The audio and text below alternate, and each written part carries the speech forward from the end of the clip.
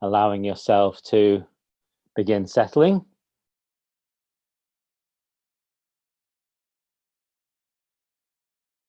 And today I'm going to invite you that if you have the opportunity and you're in somewhere that you can do this, that perhaps you try this practice lying down, a radical step. Or if you want to really sit up, then that's really good. And of course, if you're in the office already, then maybe lying on your desk or under your desk is not the thing to do. Okay, let's begin. It's really wonderful to be here with you on Meditation Live. I'm John Sadiq, and what a week it's been in these sessions on Meditation Live. It's we've had 2 panels this week that have just been kind of absolutely extraordinary on compassion and on empathy. And of course, empathy and compassion have to begin at home too. And it's interesting, we were rewatching The Shawshank Redemption last night, my wife and I. And I don't know if you've seen The Shawshank Redemption, but there's this line, or these 2 lines that really stuck with me, which was get busy living or get busy dying. And they really did stick with me. But I think, choosing life really is kind of what we're talking about here. And the number one thing I would say, that if you're going to choose life, is to begin kind of having a meditation practice, having a reflective practice. So today's practice is about relieving stress and anxiety, taking some of those layers off and coming back to yourself. So if you're lying down, that's absolutely brilliant. If you're sitting, then allowing yourself to sit upright, allowing your life energy to lift up through your spine. So we're not forcing ourselves up. We allow life to lift us up because we can depend on life. And you can feel your feet against the floor. You're aware of your wonderful legs. You can feel your weight in the seat. You're aware of your back, your shoulders, your right arm, your left arm, your right hand, your left hand. Aware of your neck. Aware of the back of your head, aware of the crown of your head. Allow your eyes to be soft. You can allow your eyes to close, or you can keep your eyes half open and just look a few feet in front of you. Be aware of your throat center, your mouth, perhaps allowing a small smile to come to your lips from the feeling of life in you rather than falsely creating it. Throat, area over your chest, your abdomen, your whole body. So just with your felt sense, your nervous system, being aware of your body. Wonderful. And just noticing your natural breath. Not taking extra breaths today, but just noticing your breath coming and going like it has since the day you were born. And if you're lying down, I invite you just to place your hands on your abdomen so that you can connect with your breath in a very whole way. And perhaps if you're sitting, you can have one hand on your abdomen if you so choose, or you can remain in meditation posture. Just tuning in to the natural movement of the breath. And even just doing this, not trying to change the breath with our mind or control it in some way, just meeting the natural breath engages our parasympathetic nervous system, which allows us to begin coming back to our being, just coming back to ourselves.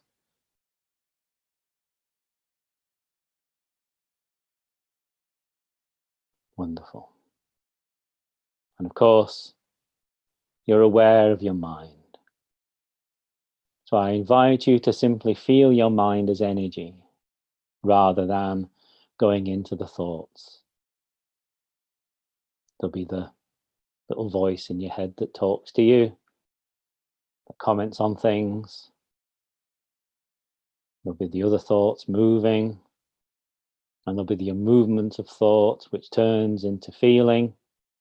So just noticing all of that action in the mind and feeling the energy of it. And just notice that you can notice that. Just rest back into that place in you that is noticing. It's not a mental trick. Your consciousness is aware of the movement of your mind.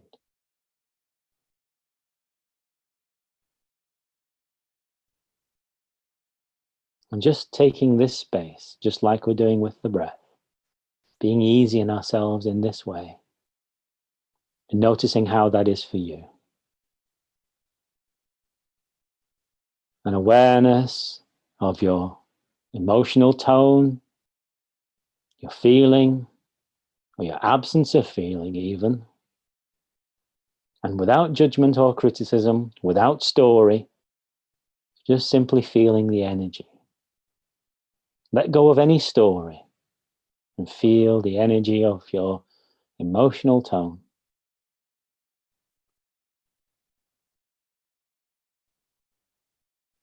And just being in that place that notices this. Coming back to self. Coming back to consciousness. It's when we're too much in things, in the future, in the past. Those are the ways to illness and dis-ease. Whereas being and in life simultaneously is the route to our health. Always.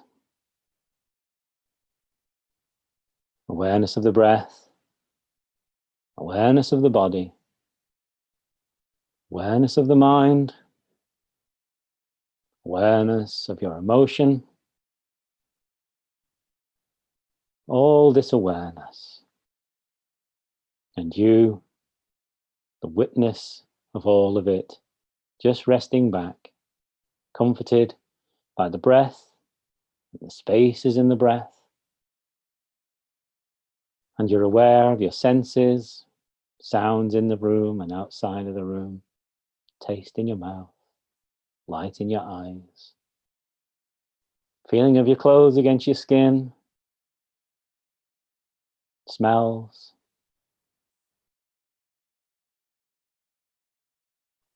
Awareness is your true nature. And if there is something arising in this moment for you, stress making, something you're stuck on, something going round and round, not trying to stop it, but actually just acknowledging that it is there. Acknowledge what is there without moving into story around it. Allow yourself to feel the energy of what's there, and the energy of allowing it to be met with your awareness. Meet it with kindness. Meet it with kindness, with compassion, with empathy. This can be too a pain in the body, perhaps. And so I invite you, even if you have one hand on your abdomen, to take your other hand and to place it at the level of your heart and simply meet yourself with touch and with love. Just feeling yourself quite physically at the level of the heart. And I invite you, just as if you're placing a leaf onto a still pond of water, causing the smallest of ripples to move out, that as you meet your heart, you allow the words soften to move through you. So not with any force, we're not softening with force. We're softening by softening. Softening with love. Softening with awareness. With the gentle meeting of ourselves. Not seeking anything, but being with ourselves. Coming back to wholeness. Soften in the emotions. Soften the energy of the mind. Soften the pain in the body, the stiffness. Soften any ache of any kind. Not trying to get rid of it, but meeting it with our love, meeting it with our awareness.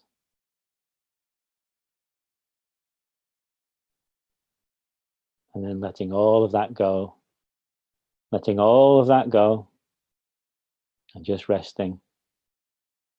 Hand on the abdomen, hand on the heart. Rest. Feeling whole. Just seeing how this is for you, your sense of completeness, your sense of wholeness. Noticing that whatever is going on for you at the level of your awareness and your love, you are whole, you are complete, you are undiminished, bright and beautiful.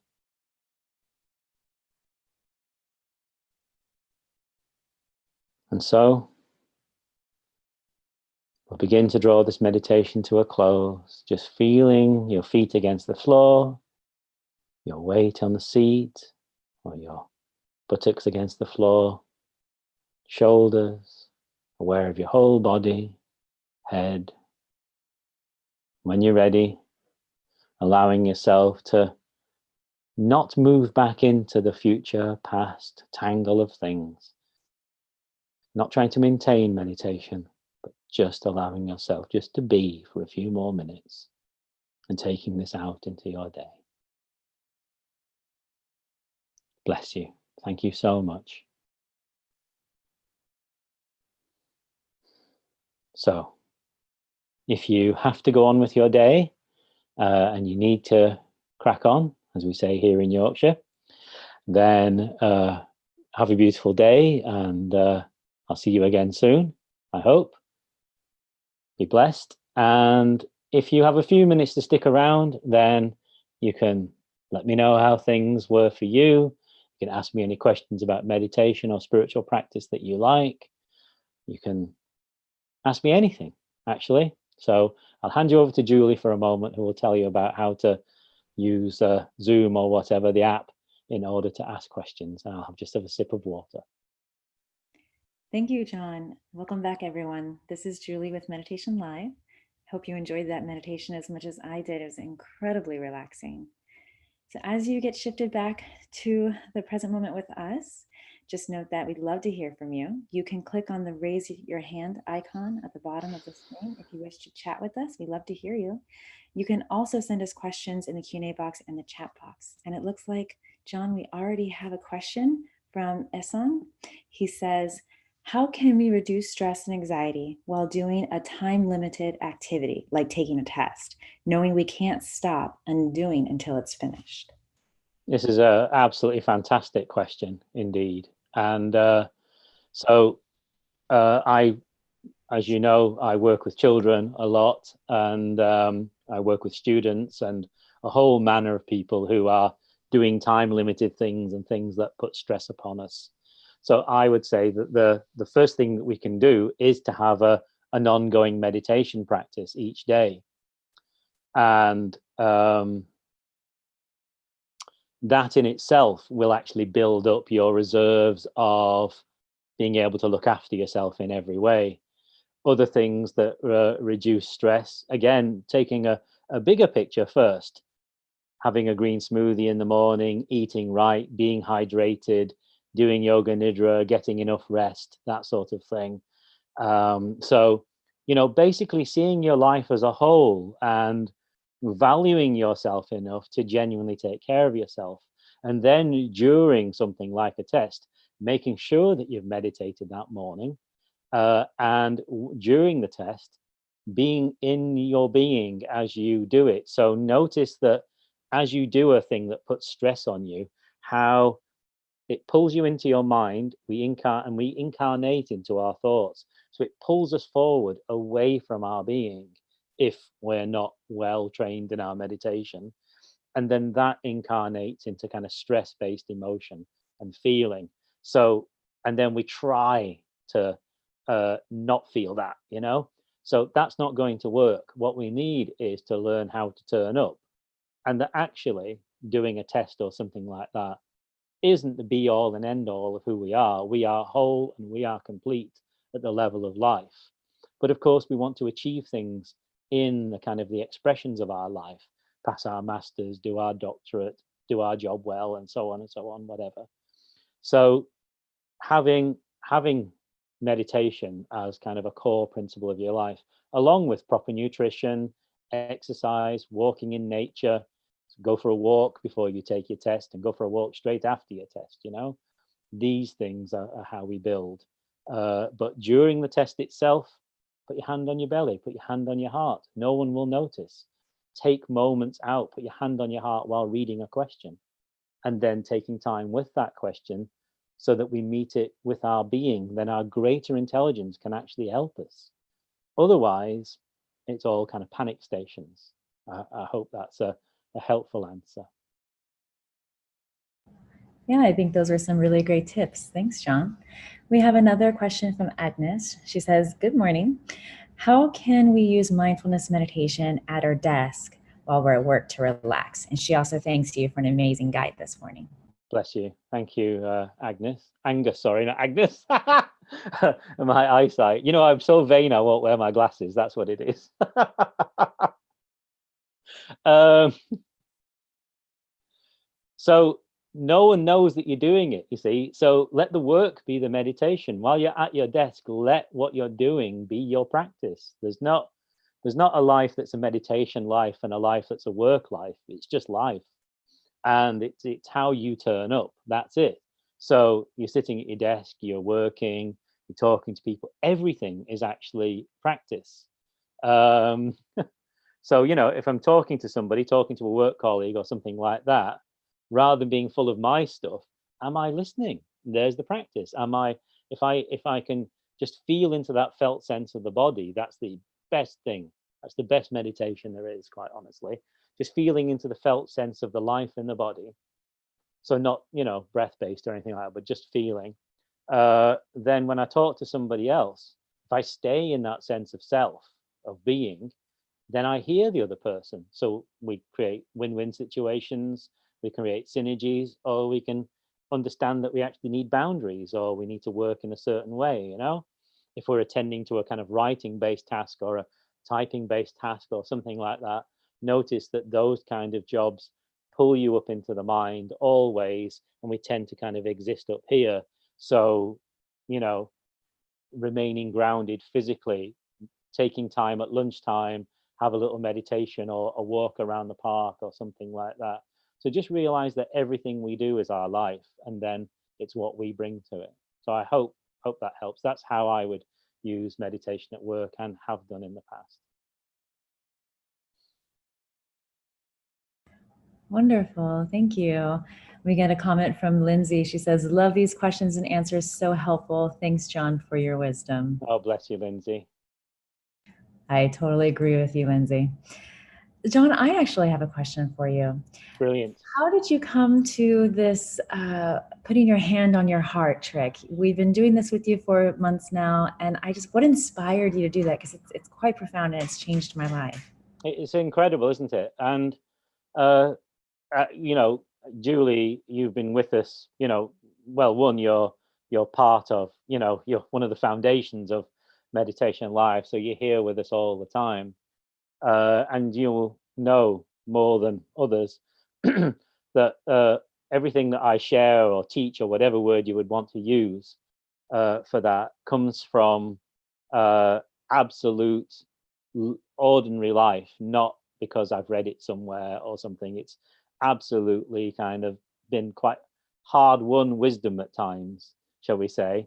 And putting my hand on my heart just came out of absolute necessity when starting to kind of work at this kind of deeper level. A number of years ago, I decided to really test meditation out, and for it to stop being a nice habit that I had and actually kind of bank my life on it, along with kind of the teachings I'd been taught by my teacher and so on in the past. and actually, is this real, and is this going to, because I was actually feeling terrible. Life was going the wrong way completely for me. And I found that there was so much anxiety and difficulty in myself.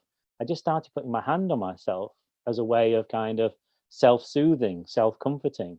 And then I realized that by doing that, I get this sense of being in being much, much more when I need it, and that it's something that I can always rely upon. So rather than thinking a thought of, oh, I should be in my being now while I talk to this difficult person or do this task, I found a way of actually physicalizing that process.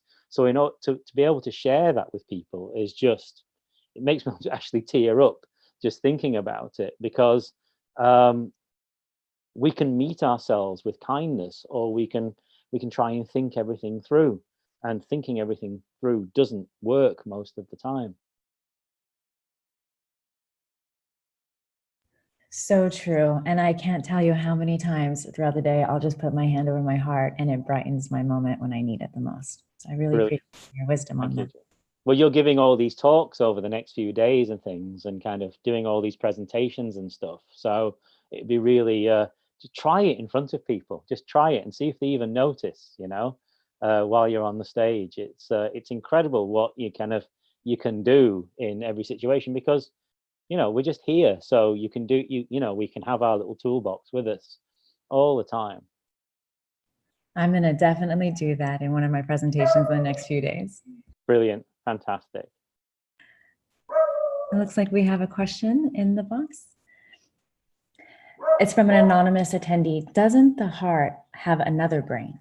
Quite a profound question. There's been a lot of sort of research into this, and it has been found that there is kind of very similar cells to the brain in the heart and in the stomach. Actually, there's a stomach brain too, so that's really interesting. That's why nutrition and health are actually so hugely important, actually. And one day I'd love to talk to you more about that stuff too, because it's an area of vast interest to me. But just on the level of the construct of the heart, it's quite incredible. Obviously, we generate an electrical field in our bodies, and it has been found that you have obviously you can imagine that there's kind of electricity kind of around the brain, sort of coming out, feet around us, but the electrical field around the heart is 60 times greater. Again, imagine 60 times, larger than the brain electricity. So even when we interact with anybody in the office or on the street or anything, and even if we're not interacting, we're aware. And our, unfortunately, societal conditioning and so on sort of, puts so much stress on the fast repeating of things and kind of just being based up here. But really, we are able to communicate and to know and to exist in our totality. There's nothing stopping us at all, apart from we just haven't learned how. So something that we can do with wonderful apps like Meditation.live, in meeting in this way, is we can actually start working with this material a lot more and just find out for ourselves. I will never ask you to believe in something. I ask you to find out for yourself. So just see if what we're saying is true. But yes, the heart for sure is the way home. Even the Buddha said, there's nothing that you can learn about enlightenment with the mind. It all has to be of the heart. And of course, we have Jesus as well, with the picture of his sacred heart. So it's all about the heart, quite honestly. And then the head can help, rather than the head coming first and then everything else following. We need to maybe just switch it around the other way. We have a few more comments. It's incredible today, isn't it? Yeah, it's wonderful to hear from everyone. Ehsan says, you're exactly right, John. While meditating moments ago, you asked us to put our hand on the belly, and I was sensing a kind of anxiety. I didn't know where it was coming from. But when I did that, I totally sensed that anxiety inside my belly, and I could see it with more compassion and kindness. Thank you so much for that. We have a question from Elaine. She says, what is the best way to deal with a difficult thought? that she's had for 28 years. Oh my word. Gosh, Elaine. Yes, and I know this one in my own version, of course, and I think we all do. And I mean, it's a huge question. It's a huge question what we do about this. So the first thing that probably, as I sit with this, I don't give automatic answers about anything. I think we have to kind of sit with everything and let our kind of being come to it. But as I kind of reflect on this in my own life and what I've seen with others, and perhaps the energy I can feel from your question, it seems like when we have something like this, we tend to want to get rid of it so that we can kind of go on and be something that we think we should be, which is also another thought, which is probably coming from our conditioning. The first route to solving any problem, this is why it's like the foundation of AA, for example, Alcoholics Anonymous. Excuse me, that frog that's been around for the last few days is still in my throat. Excuse me. The first solution to anything that's problematic for us is the kind of the genuine acknowledgement of having a problem, and that at the level of learning that we currently have, we can't solve it. And so we have to kind of give it up in a way. We almost have to kind of surrender that this thing is there. And then what I have found in my own sort of patterns and ways of working is that by beginning to then meet it with loving awareness rather than go away, because the best way to kind of introduce yourself to somebody is not to say go away, is to say hello, and actually sort of be in presence with the person. It's the same with the parts of ourselves, the thoughts and so on. So we say hello to it, and perhaps it's trying to tell us something, perhaps there's some energy there that we need to actually sort of meet and reintegrate. So the way I would suggest is just to kind of just meet it and allow it to be there, but meet it from this within that we've been talking about.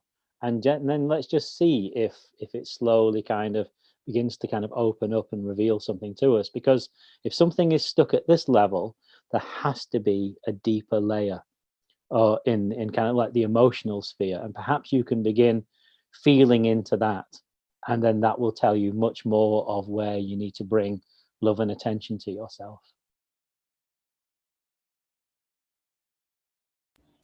Oh, wow. That was so insightful. Thank you so much, John. And I hope that helps you, Elaine. We have one last comment from Carolina. She says, thank you, John. Loved your class today. Many, many blessings. Thank you, and hearts. And with that, that's a great time to wrap up today. Thank you so much, John. And thank you so much, everyone who hang out with us this whole session. It's great to hear from you all. Brilliant. So let's just take a moment to kind of come back together. It's been great to meditate with you and to be in the heart with you and to be in being with you today, because as I say, we've been doing a lot of panels recently, and those are absolutely fantastic, but it's lovely to actually just sit with you, and yeah, just incredible. So bless you for your practice today. You're a gift to yourself and the world. Let's just take a moment to come back together. So if you want to put your hand back on your belly and back on your heart, that's an incredible thing to do if you choose to. And just allowing yourself to rest your eyes, feeling the mind energy, feeling the emotional energy, feeling the life in your body, and allowing yourself to be in that place that is in the center of all this awareness. So we're not creating this. It's not an intention. It's just a meeting with yourself at that deeper level that is not just the me part of ourselves. And just feeling yourself from within, even if all you can do is just feel the kind of feeling of energy in your body.